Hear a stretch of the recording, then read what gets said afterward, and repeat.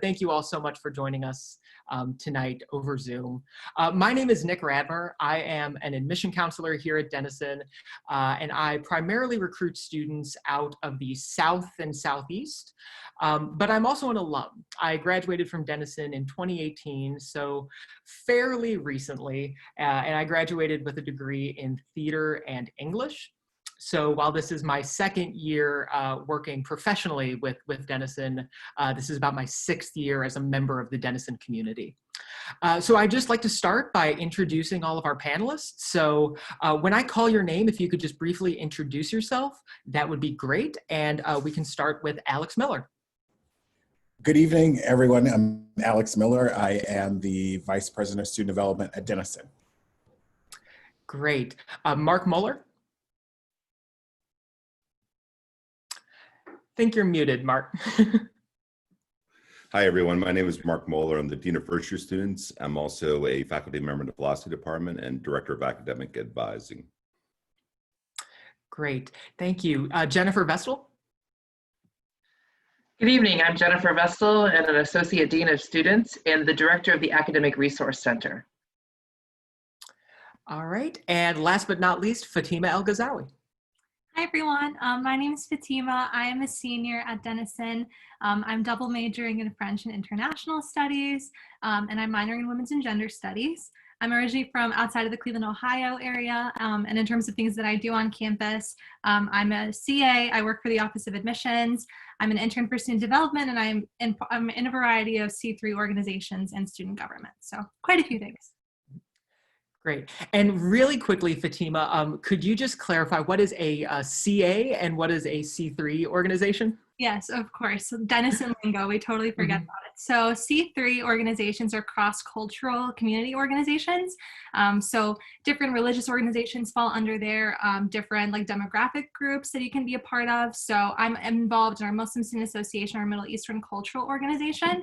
However, we have so many different organizations that categorize themselves under C3. And then in terms of CA, a CA is a community advisor. They're the same thing as an RA. That's usually the common term in a lot of universities, but we oversee residence halls, help with community building and programs and stuff like that. So that's one of my jobs on campus. Awesome. Well, thank you so much. Just a few quick housekeeping things before we get started. The idea behind this webinar is to just sort of give you a bird's eye view of a lot of the different resources and opportunities for support that exist for students on Denison's campus. And obviously that encompasses a lot of different things. We're not going to be able to talk about everything, but hopefully you can see with our panelists, we have a pretty great range of perspectives and expertise. So we'll try to get through as much as we can, but I do want to make sure that we devote some time at the end for questions that you as attendees may have. So we do have a Q&A feature in Zoom right here. If at any point throughout the presentations you have any questions that come up, feel free to just put a quick question in the Q&A and we will do our best to address those at the end. Again, we may not get through everything, but if we don't get to your question, I'll be sure to follow up with you so that you're not left behind.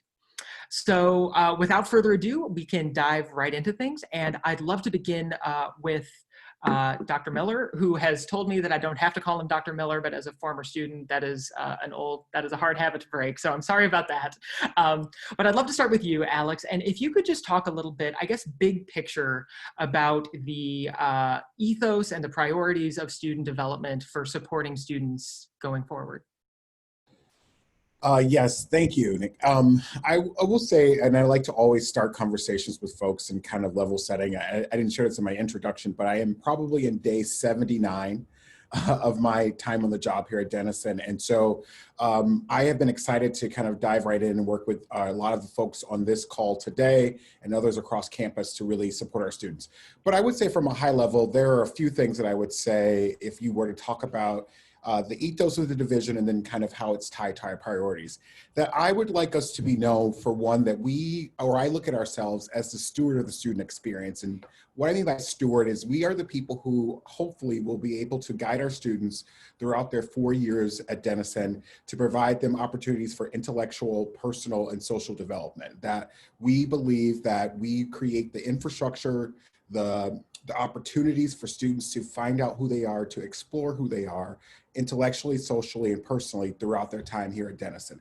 So that's kind of the guiding ethos for us. I think our priorities, or I know our priorities for the year, are centered around quite a few things. I think we are ever mindful of the moment that we are in as a country, as an institution, and so we are being responsive to that and meeting the needs of students in real time. I think we also are thinking through how do we create the opportunities for students to develop skills for them to thrive while they're here at Denison and their time beyond Denison. And so we're looking and thinking about that. And then also a strategic partnership with our academic affairs colleagues and how we support them to create this integrated co-curricular and curricular experience here at Denison and to then go out in the world, do great things, and then come back and give us all of their big money when they leave and do good things in the world. Great. And I understand you spoke about, meeting a specific moment in history that we're at right now. And I understand that one of those big priorities that the university is addressing right now is the creation of an anti-racism task force on campus. So I was hoping, Alex, that you could share a little bit more about that task force, its structure, its priorities, how it hopes to move forward. Yes, first I want to start off by sharing that our president started back in June committing the institution to this work. And so at that time, I was the incoming VP and was charged to lead that work. The committee is comprised of faculty, staff, and students and alums who are looking at the institution across three core markers. I would say the first is our people. And for those of you who've heard this, I think, and I even heard this as a new staff member, that Denison is supportive of relationships and really values its people. And so the committee will be looking at how do we recruit and retain great talent, great students, and look at how we produce great alumni. The second piece of the model we're looking at are our practices. And this would include our processes, our procedures, our policies, even our pedagogy in the classroom. And we're thinking about this with a critical eye. And then the third are our possibilities. And this is looking at how do we strategize, build a culture of innovation, develop external partnerships that really support the mission of Denison University. Great, thank you. But I also do kind of want to talk to some of the top of mind concerns, I guess, for families who are going to be transitioning from high school into college as well. And for that, I kind of want to turn to Mark Muller, who's our Dean of First Year Students. Could you talk a little bit more, Mark, about the transition experience for incoming first years and the support that exists throughout that first year of college? Hi, everyone. Yeah, so I have the best job in the world. So I get to work with entering students from the moment they enroll all the way through their first year and beyond. So really, we start working with first years as soon as they decide that they're going to attend Denison. It starts really with us presenting them with all the information they need to make a successful transition. And most of that involves filling out forms, learning about programs they're going to have an opportunity to take. But it really starts very quickly once they graduate from from high school. They get to come to campus, hopefully, and go through our June orientation program, which is a overnight program. They can ride with their parents, and they go and through really the academic program with us. And when they leave, they register for classes, and they have the opportunity to work with a faculty member and also with a student advisor. Both of the people, both Nick and Fatima have been on the Juno staffs and have worked in that program. Over the summer, we continue to stay in touch with students, helping them as they make the transition or begin making the transition and making plans to arrive at Denison. A number of students will have the opportunity to go through our pre-orientation programs. These are our orientation trips. It's an opportunity to come to campus early and go on and have some shared experience with another group of students. And those trips range from going on camping in Kentucky or West Virginia, going canoeing. They could be a service trip, an arts experience. They could be also a mindfulness experience. There are a variety of different opportunities. We also have Paving the Way and a program for international students. Paving the Way is our multicultural program. And then, after that, they go through August orientation. It's the only mandatory orientation program. That's really to learn about how to navigate college and really to navigate Denison specifically. In addition to that, we also have advising circles. So students have the option of joining an advising circle. They're capped at 12 students. They're taught by a faculty member who is those students' faculty advisor.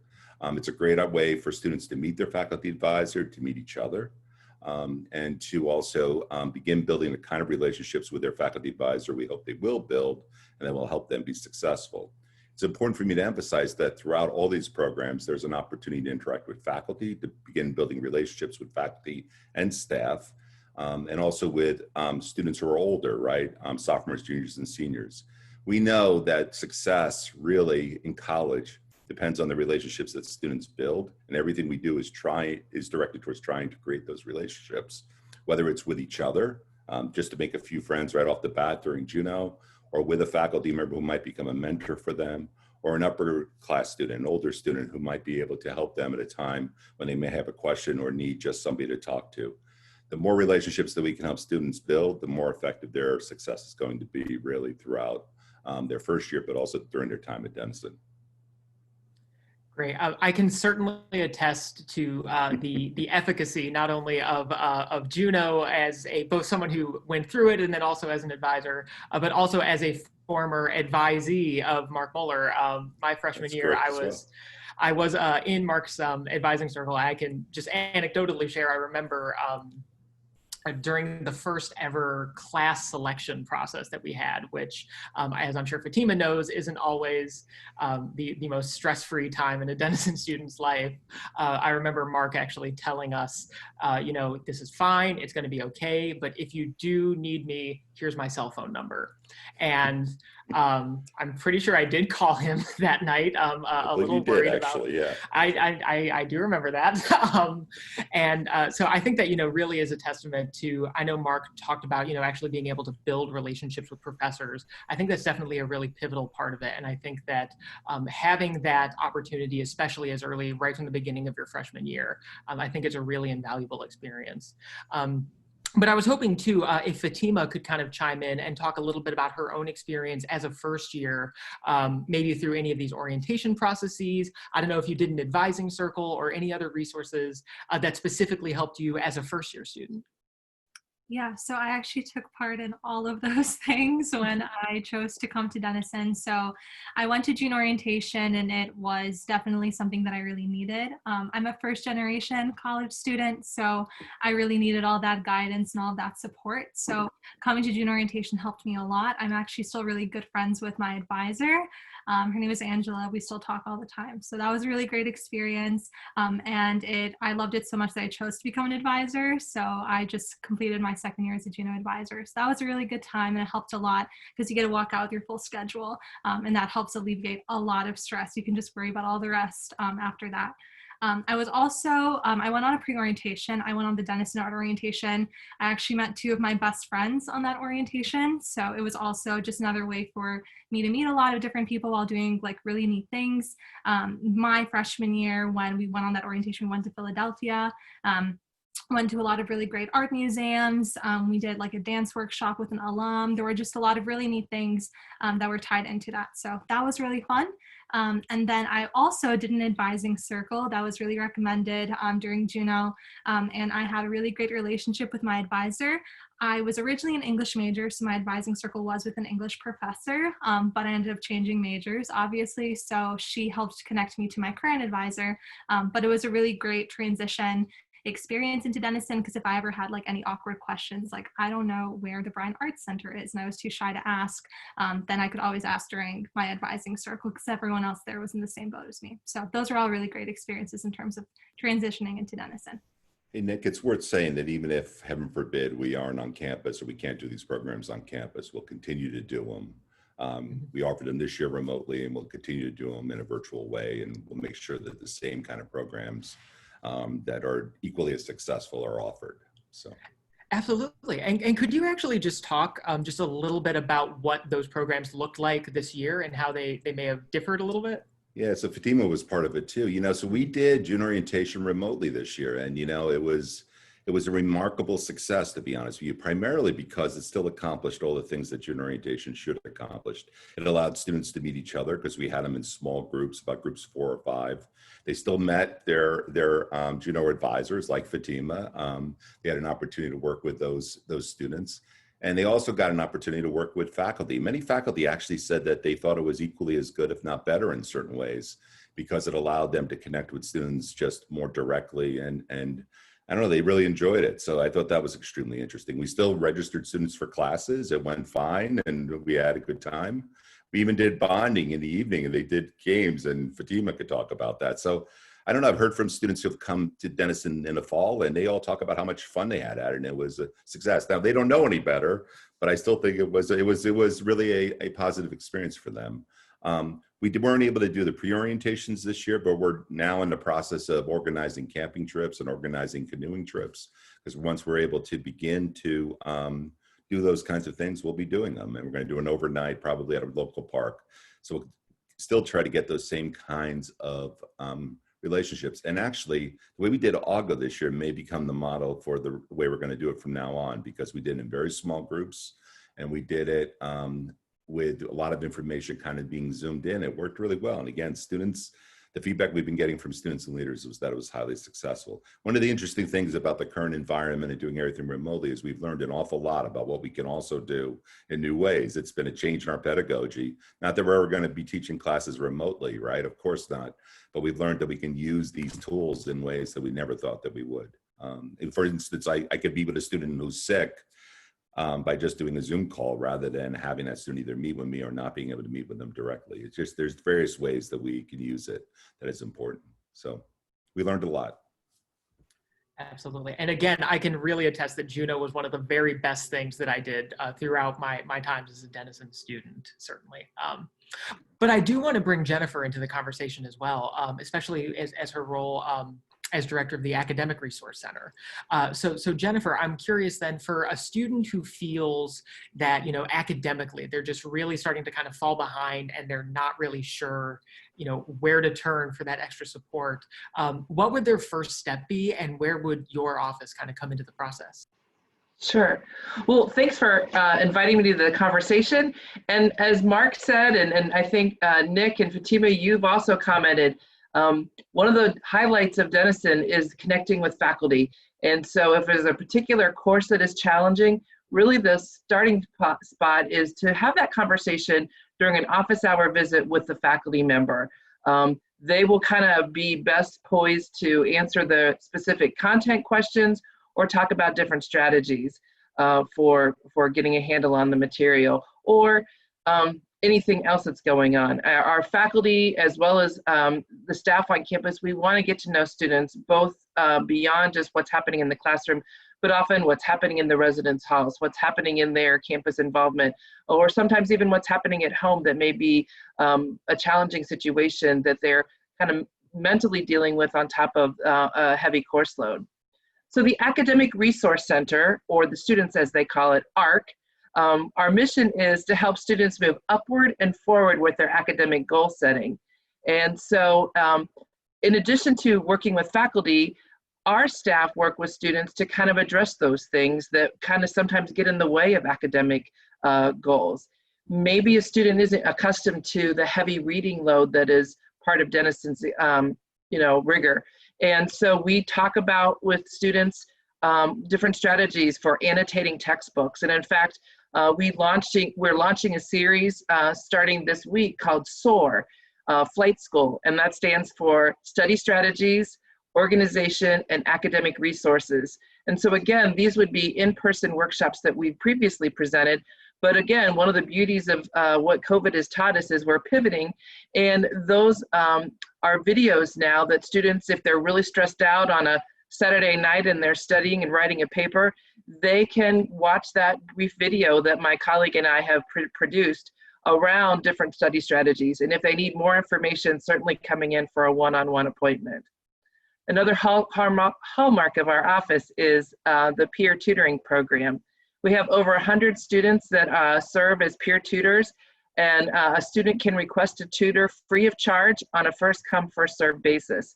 And as of yesterday, we've had over 210 tutor requests be processed. And students meet one-on-one, either in person, or we actually have some students who are remote learners themselves that are serving as tutors. And then obviously those appointments are delivered in remote style.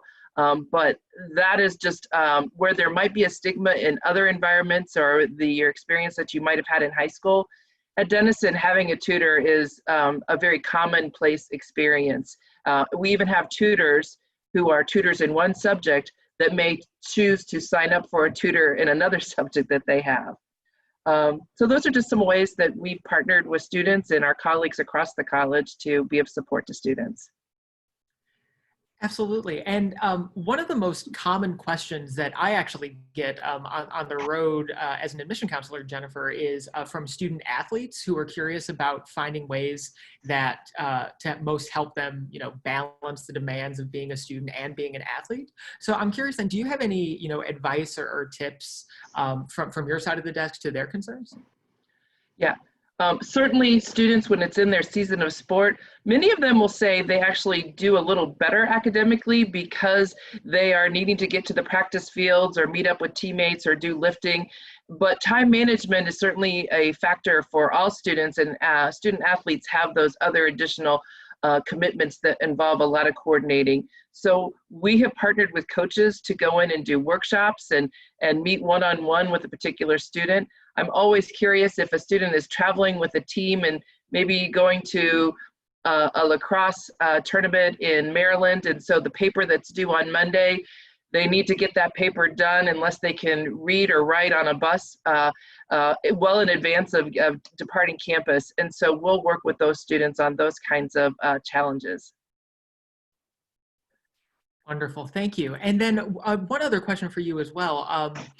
For students who may have some kind of learning disability or need some other kind of accommodation in the classroom, can you just kind of walk through like the logistics of actually getting that set up? Sure, not a problem. Well, certainly the process starts with a student submitting documentation that describes both the nature and the severity of the disability. And then each semester, the student would request reasonable accommodations based on that information. And just these last few weeks, our office has met with 71 different first-year students to kind of help orient them and walk them through those steps. The most common accommodation at Denison is extended time on in-class exams. And I would say that our faculty are very accustomed to making that arrangement, but the student also needs to be their own best self-advocate. And so it's not uncommon that a faculty member may ask a student, so tell me, how does your disability impact your learning? And it's certainly relevant in a timed exam format, but there's often many other circumstances or ways where that disability may have a influence in how that student is absorbing information or recounting what they've learned in a class. And so again, that's why ARC staff meet with students to kind of help dress rehearse them sometimes that conversation if they haven't had to address those kind of questions with teachers in a K through 12 environment. But those are just some highlights. I certainly would be happy to meet with a student or family in another setting if they have follow-up questions that are more specific to a situation. Absolutely, thank you. And then Fatima, I'm hoping we can circle over to you as well. Could you just share any of the experiences that you may have had seeking guidance and support for the academic side of your Denison experience? Yeah, absolutely. So in terms of that, like Jennifer mentioned, professors were always my first base point. So I would always go talk to professors if I ever needed help with anything. I've formed really good relationships with some of my professors that have extended beyond the classroom as well. So even if it just ends up meaning like, to grab a coffee once in a while, stuff like that, they end up being really great mentors throughout. So I've always gone to professors. I always tell incoming first years to make use of office hours. A lot of professors will say that they never really get any visitors. So it's it's up to you to take advantage of those kinds of opportunities. I was really shy my first year and I totally avoided it as long as I could. And then eventually I ended up stepping into their offices and realized it actually wasn't that bad. So I've used my professors and then my TAs as well. Denison students can be teaching assistants for different classes. I'm a TA this year myself for the French department. And they're really great. They don't necessarily teach the classes, but they're good to help with labs. If you need any like help regarding homework, they'll usually have office hours as well. So sometimes if a professor's teaching style isn't quite working for you, you can go talk to the TA for that. And then I've also made the use of tutors as well. So I was in the statistics course my sophomore year, and I am not a math person whatsoever. So I struggled a lot with that. And I actually went and I got a tutor for my elements of statistics class, and it helped a lot. So there are always so many different resources. Sometimes students, like I said, don't click with the professor. So that's when you can seek out other resources. And then also like reaching out to students that were like in similar classes prior as well, in terms of, you know, advice that they have in regards to papers, if they have any suggestions for good study habits, stuff like that. Absolutely. And one thing I would emphasize too is that you know, we've mentioned how professors are often like, you know, the first touch point for a lot of students. And I think that's really one of the great best parts about Denison is that since professors, their first priority is not going to be their own research project. It's going to be interacting with their students. So having office hours, I think sometimes for incoming students, you hear that they have office hours, but maybe it feels like you're kind of like infringing on their time to do their work, but those hours are really there to connect with students. And if there is no other advice that I personally would impart for the academic side of things, it would be to engage with professors during their office hours. I think that's when some of the deepest relationships that I kind of forged with my own professors took place during that time. But I do kind of want to transition a little bit more into another type of resource. I know, kind of circling back to Alex's point about how student development also hopes to steward students socially as well. I kind of wanted to talk a little bit more about that. So I know, Alex, your division encompasses a bunch of different offices to support students socially, but I was kind of hoping we could sort of start by focusing on the Office of Gender and Sexuality. And I was just hoping if you could talk a little bit about some of the support and resources available to students seeking community and support on the basis of gender identity, sexual orientation, things like that. Yes, I think along those lines, we do a lot of great work to support students who might be seeking community around different markers of sexual identity or questioning their own sexual identity. I think that's important as well. So my colleague, Kim Krebsup, who works over the office, does a lot of work around a few things. More women identified programming is one piece that she dedicates her time to. There's also support groups for students who might identify as LGBTQ, as well as programmatic efforts that we do on campus. And so they could be centered around faith and sexuality or gender non-binary conversations. And so programmatic efforts are also there. We also are working with our residential life folks, and I know many of our students are interested in housing. And one of the things that our Office of Gender and Sexual Diversity offers is gender inclusive housing for students who might want to engage in that as well. We also hold or have a new policy around pronouns that we're educating our campus around. And so students who want to go by preferred pronouns, we make our campus aware of that program as well. And then lastly, we have a safe zone training, which allows not only students who may identify as LGBTQ to also kind of get further training in that work, but we also use this to partner with allies who are also an ally to these issues as well. Definitely. And one more, I guess, you know, my own personal experience with this office and from my own time at Denison, you know, I think that this is one area where Denison has just grown so much in the past 6 years that I've been a part of this community. And from my own experience as a gay student on campus, I think this is kind of anecdotal, but I still remember coming into Denison, you know, not planning on actually being open or sharing anything about my own identity with anybody. And I think within a week, I was already kind of having those conversations with people, feeling comfortable enough to actually do that. And I know that that is, my own experience, and I know that that is compounded by, other privileges I have in my life. But I do like sharing, my own kind of story about going through the experience of being an LGBTQ student on campus. So thank you, Alex, for sharing more about that. But I did also want to ask as well, I'm also aware that the Office of Multicultural Student Affairs falls under the umbrella of student development. So I was hoping you could share a little bit more about that office and some of the support that may exist for students of color and students, multicultural students broadly. Well, yeah, and one thing I will say is that this is new this year, that we have really done a lot more work in providing a cohesive story around diversity and inclusion efforts. The office I just shared, Kim Cressup, as a director of Office of Gender and Sexual Diversity, as well as Religious and Spiritual Life and Multicultural Student Affairs, make up a unit of diversity offices within the Division of Student Development. And our hope is that those offices are really gathering together to meet the needs of our students in many different ways. For students who may identify as students of color, first gen, low income, for students who are looking for opportunities to engage around questions or issues of race and identity. For students who are looking to develop a sense of community, we have opportunities for them. And we also have support services around these different identity markers as well.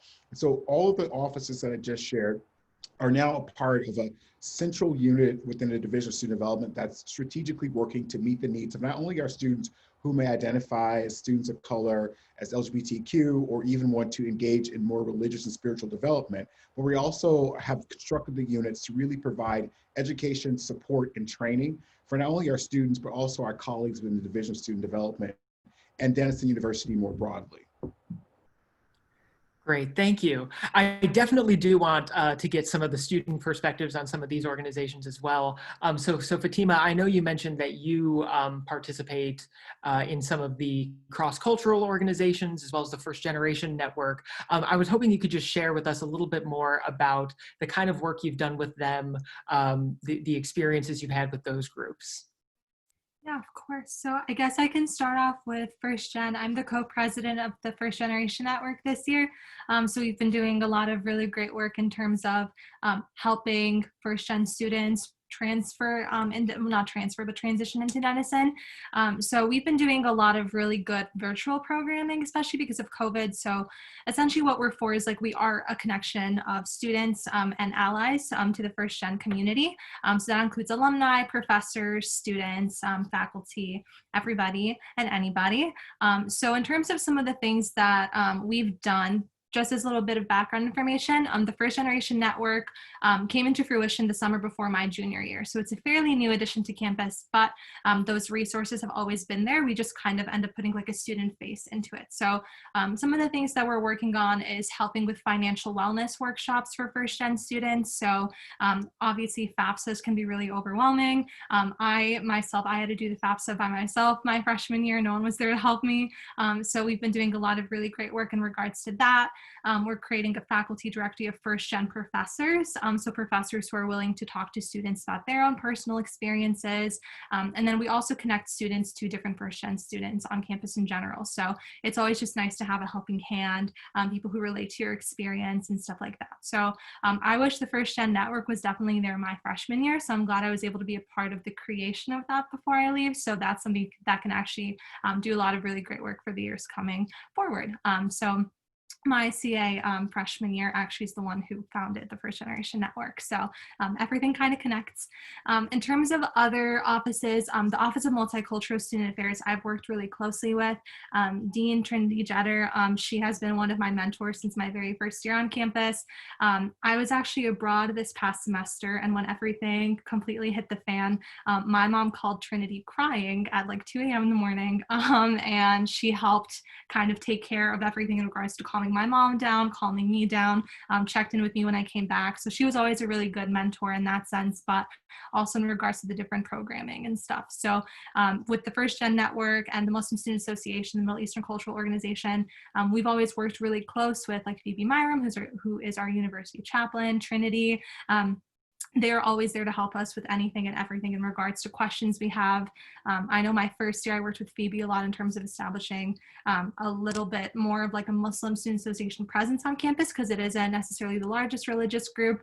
So we've been doing a lot of really great work with that. So the basic sense of it is that a lot of things are very student driven, but we do have those mentors there that are always there to help and be those guiding mentors. So as a senior, I can say that it's really bittersweet, like coming to the end of my 4 years here, because I'm really going to miss them. So. Great. And I do also want to ask Fatima just a little bit more about your experience of actually being a community advisor and some of the resources that you provide for your students then. Yeah, of course. So I have been a community advisor for upperclassmen communities most of the time. Well, actually all of the time, but you also have a community advisor your freshman year. So in terms of the resources that we provide, the reason why I chose to become a CA was because of my CA. So I just had such a great experience with her in terms of me transitioning into college. So they're there to help create programs. So they're really good ways for you to meet other people on your floor. They'll usually bring resources to you. So I know like I learned about off-campus study, ARC, the Knowlton Center, a bunch of different things through my CA because she had programs that were crafted around those things. So they bring programs to you, especially your first year. And they're always there as a resource and helping hand in times of crisis. If you just need advice, if you need someone to talk to, we have one-to-one meetings every single semester where we just touch base with students and we check in to see how they're doing and stuff. If you know, your lights go out in your room, or if like something happens, like in terms of like rooms, we take care of that, but also just in terms of general resources and just being a helping hand in times of need. And then obviously, we also take care of like safety of students as well. So CAs are there to make sure that everything is always in a good place, everything's under control. If something is going on, then we are one of the people that reports that along with campus safety.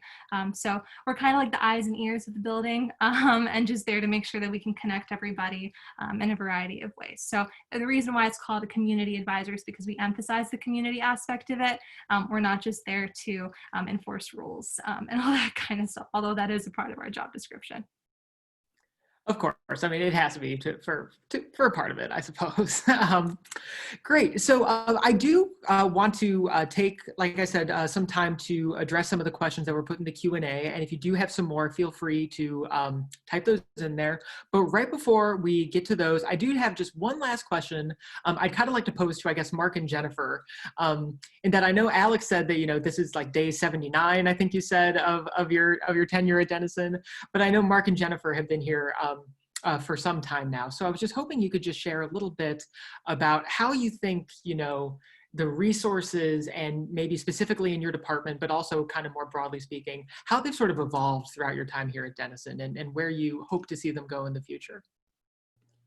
Jennifer and I have the opportunity to work very closely with each other, so we're probably going to have similar answers along on this, but probably different as well. So I've been here 25 years. I'm in the midst of my 25th year. I mean, I would say the main way that things have changed is exactly the kind of in the ways that we've talked about, right? We're way more in tune with the needs of students and the individual needs of students. We didn't talk about first-gen students when I first came here. We didn't talk about how we could support students who came from different backgrounds to the same degree. We more or less treated students the same, I would say. And that's just something that's evolved. I think we're much more focused on how to provide support to students and to listen to students and really respond to their needs. That's certainly a difference. The other thing I would say is, frankly, parents are more involved probably than they were, I'd say 25 years ago. Parents are way more connected to their students. There's no doubt about it. And so when we work with our entering students, we're also working with their parents at the same time and helping our parents understand what we're trying to accomplish with their students. So that's an important piece. Our parents are very active as when they participate in junior orientation. We have a separate orientation program for them. I would say the other thing that's changed is Denison's become more rigorous academically, to be perfectly honest, over the 25 years. We expect more of our students, and our reputation has improved as a result as a college. So I think that is definitely a difference. The final thing I would say is it's definitely more diverse. When I first started at Denison, you wouldn't have seen a lot of diversity on campus. It just didn't exist. I would say the increased number of international students are increased number of students from all different backgrounds. I mean diversity broadly. That's just the difference, and it's enriched our campus and made the experience of all of us in this community better. Jennifer? Yeah, I think this is year number 21 for me. And I would say the thing that has changed, I think, Mark, your point of parents being involved. I speak as a parent of a recent college graduate and now a current college student who the institution he attends is remote. So he's in Vestal Hall is what I keep joking about. And so he gets it with both barrels as a parent and as a college administrator living under the same roof. I would say over the past time at Denison, the thing I see is just how collaborative the college is. I know Alex's goal as a new colleague, as a new VP of Student Development is to continue to foster that relationship between student development and our faculty. And that is already a robust, healthy system, but to see that continue to grow. Just today, just the collaboration, I was on in a meeting with colleagues from the Writing Center, from colleagues from the library and our office, just continuing to connect on how we were supporting students from each of our unique ways, but also how we can cross-pollinate. We do a lot of collaboration with the Multicultural Student Affairs Office in programming, and even within our Student Activities Office. Last night I was working with a sorority who did a workshop for their own peers on study strategies. So ARC was a co-sponsor of that student organization's event, or focusing on academic success. So I think the beauty of Denison is, while academics are first and foremost, having a rich and fulfilling experience both inside and outside of the classroom is very much a value of our campus. Wonderful. Thanks so much for both of you. I do kind of want to now turn to the Q&A, what's been submitted by members of the audience right now. And I do want to start, there's a couple of questions that kind of tie into the international side of things. So I do want to just ask, I guess I'll go to Mark. Can you talk a little bit more about, with the first year experience, some of the ways that international students specifically are supported through that process? Sure. So there's an office, International Student Services, that supports our international students as they transition to Denison. That starts really from the moment they enroll. They'll help with things like visas and so forth, but also provide an orientation for them that will help them acclimate to Denison. We also focus a lot on continuing to support them throughout the first year. Quite a bit is new for international students when they come to Denison, that's obvious. Through their faculty advisor, through offices like Jennifer's, but also through student development and the faculty, we try to help them in any aspects of their experience. That might be simple things like creating a bank account. It might be things like getting a cell phone. It might be understanding academic integrity at Denison, which might be different depending on where they come from, but also understanding other norms and aspects of our culture. That's an important part of our orientation programs as well. But also I would say we want our international students to feel like they're a member of our community, to build relationships with people from across campus. That's an important part as well. We don't house all our international students together, for instance, or do anything along those lines. We want our international students to feel comfortable on campus. We want them to get the most out of the Denison experience. Great. And I know that question too asked a little bit about, numbers and percentages. And I know, Mark, you mentioned earlier that, the range of diversity has expanded tremendously. And I think that certainly does apply to international students as well. I think sure. The current first year class, I believe, is made up of about 19% international students. So that has just grown tremendously over the past several years. And again, I wish we did have someone from International Student Services to join us as well, because I know that there's so much to talk about with that, but hopefully that gives you a little bit of an idea of some of those services. The next question, it specifically says, does Denison have experience working with students who maybe have suffered concussions? Is this something that can be managed through learning support? So I guess kind of, we can ask that specifically, but also how does the Wellness Center and wellness more broadly at Denison kind of fit into all the things that we've been talking about? I can take the question on concussion. And yes, Denison does have a concussion protocol. And so the Academic Resource Center is part of that. And we partner with our Wellness Center, as well as, depending on where the concussion originated, with a lot of our trainers, if it was a student athlete. We have a protocol for notifying faculty that a student has received a concussion and may need some modifications as they are hopefully recovering from that. And then strategies for if it goes beyond just the recovery period, if it's more involved. Also, our office has worked with students who have a traumatic brain injury as a result of concussion, and some of those injuries may be disabling and need some additional accommodation prior to arrival to Denison. Great, thank you. I guess I can kind of pose it to the panel at large. Any other thoughts about wellness specifically at Denison and how that informs the resources we provide? Well, yeah, I'll take a stab at that. I would say first and foremost, in our minds as it relates to wellness, I think largely we are trying to make sure that we're responding to this public health crisis that we are trying to navigate now, and figuring out how do we support our students in their overall public health and making sure students are healthy with COVID and all. But I will say beyond that, we do have counseling services that are made available, whether it be most of our sessions now are through teletherapy, but we also have counselors who are able to meet with students one-on-one. We also have support groups for students around different issues around either grief or other kind of functional areas of mental well-being that we also do that work as well.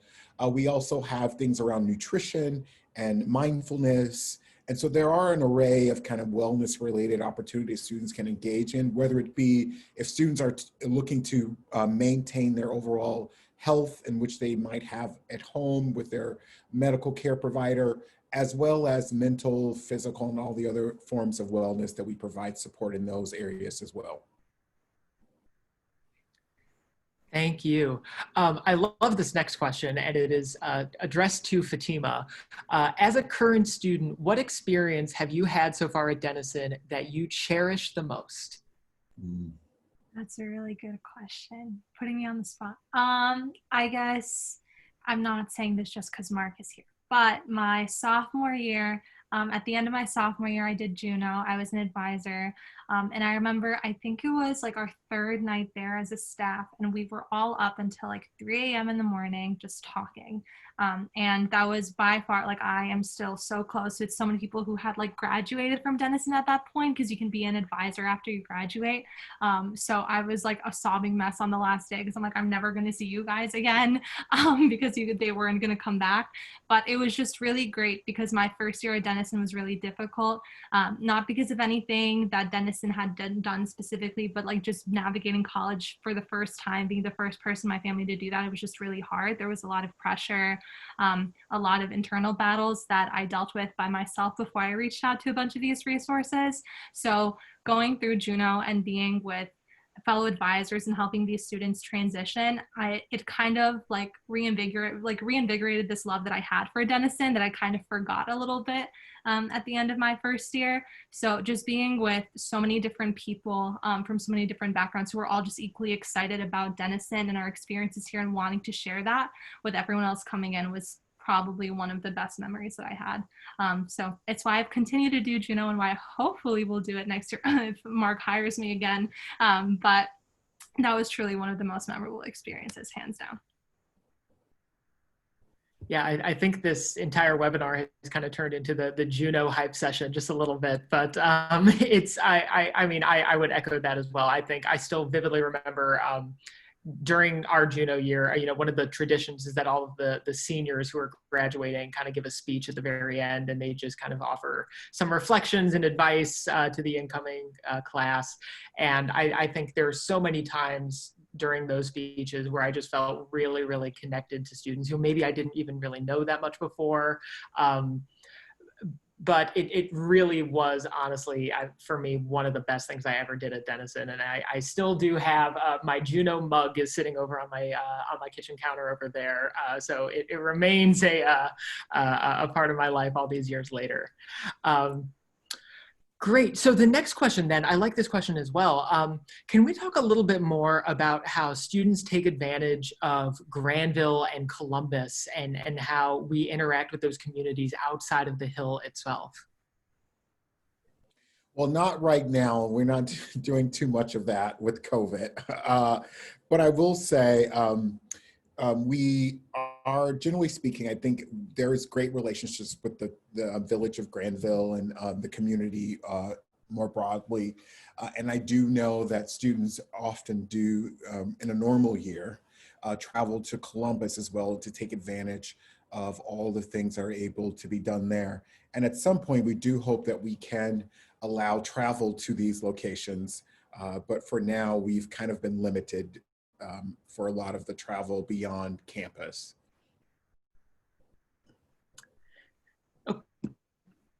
Fatima, go ahead. I was gonna just add, I know, so granted, like Dr. Miller mentioned, like this is such an abnormal year, but in years past, like they have farmers markets on the weekends that my friends and I would go down to. There are a lot of like really neat things that happen down the hill. Columbus is where you would have like larger shopping centers and all that kind of stuff. That being said, I would say that most of the time we do stick around like our little niche here. There's already so many fun things going on the weekends. So I know that at least when I've been giving tours, some students might be concerned because Denison seems like it's in the middle of nowhere. And like if COVID ends up persisting for an extended period of time, we will be stuck here on the hill. But as someone who is stuck here on the hill, I can say that it's definitely like there's so many great opportunities that happen on campus in terms of things to get involved in the event that this does persist. But still, fantastic things to do in town and in Columbus. In normal years, we'd be running trips to downtown fairly regularly. The first year office takes first year students down for events in Columbus. They could range from hockey games to going to the zoo or going to plays. Sometimes we go to the festivals like the Italian Festival downtown. It's just an opportunity to get students off campus because, they still want to get off campus to see Columbus. And, it's just an opportunity for them actually to meet each other as well when they go on those trips. A lot of times students who don't even show up for those trips with friends, but they meet people along the way. So it's an important thing that we do, and we'll start doing them again once we're able to go back downtown. I would add that there's a strong interest in the arts and theater, and with Columbus being, just about a half-hour drive away, there have been partnerships with Denison's faculty and the theater department to do theater productions in the Short North, which is kind of an arts district of Columbus. Similarly, with a lot of artists. One of our faculty members performs in the Columbus Jazz Orchestra, so I always love going to concerts and seeing him just in his element. And similarly, an Emeriti faculty member who was part of the Columbus Symphony Orchestra has often donated tickets so that students can get to the Columbus Symphony as well. Denison is located in Licking County, and the county seat is Newark, Ohio. And certainly there's a lot of partnerships with that bedroom community to Granville. And that could involve doing a lot of after-school programming and workshops. There's a lot of community service in both Granville and the Newark area. So students who have an interest in community service, again, once they can expand their perimeter of campus in Granville, there's a lot of things that keep students busy outside of the classroom. Jennifer, because Columbus is such a thriving arts community, we actually moved the arts orientation from Philadelphia into Columbus because we just had better relationships there and there were more opportunities for our students to be active and participate in the arts during that orientation. So we've been going there probably, I think now the last 3 years. So probably the year after Fatima went. Yep, definitely. Great. So I think we just have time for, I'll just say 2 more questions. One is fairly straightforward. How early do students have to declare their major? I'll pitch that to Fatima as an admission student worker. I know you get this question a lot. So I've changed my major probably 7 or 8 times. So I walked in as an English and poli-sci major. That changed fairly quickly. You don't have to declare it early at all. You can come in undecided. You have until the end of your sophomore year to formally declare it, and usually you'll take like a class or 2 and then decide you want to major in it by the end of that time. But it's not like Denison has like a College of Arts and Sciences that you have to formally apply to. So don't stress. We are a liberal arts school, so take all the classes that sound really fun, and then you'll figure it out from there.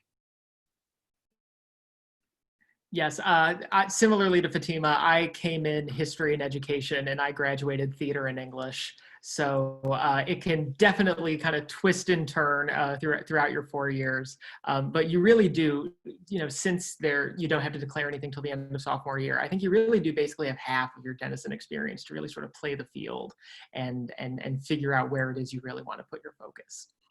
But I guess just one last question then. Sorry, was that a hand, Mark? Or? Oh, no, sorry. Finally, one last question then. Can we talk a little bit about the mental health and counseling services that are available at Denison? I know Alex mentioned it briefly. Can we expand a little bit on the range of services that are provided?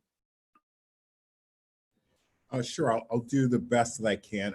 I would, without our colleagues from Whistler on the call, I'll try to describe kind of the bare bones of what we do. I think that there are a few different, with COVID especially, we work with students we're seeing now, I should say, let me start here, where students are actually able to continue forward with their current provider from their home locations. And so on one hand, we have seen students continue care in that regard. And so if students already have a care provider, there are students who have been engaging with their providers remotely.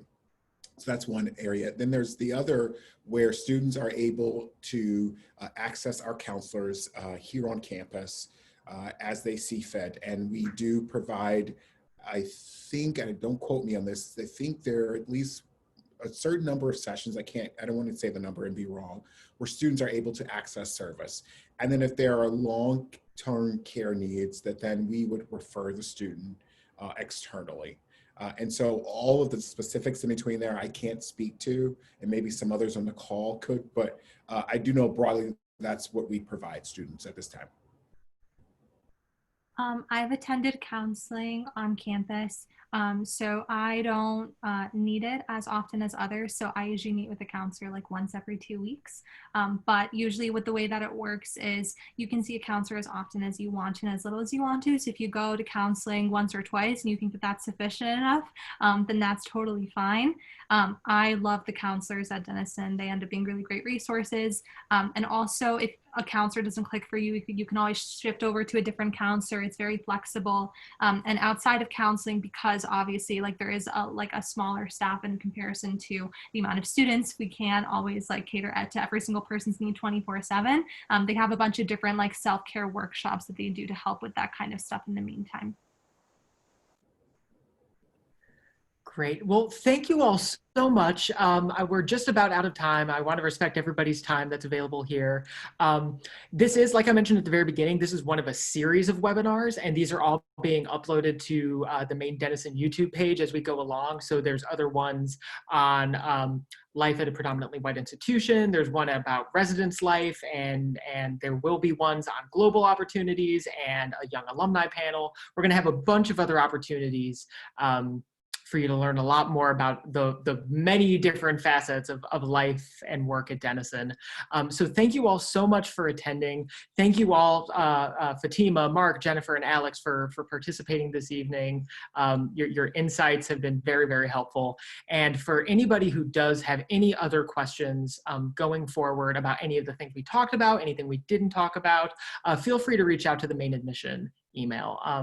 There's plenty of people on staff would be happy to either answer your questions or direct you to the people who could be best equipped to answer your questions.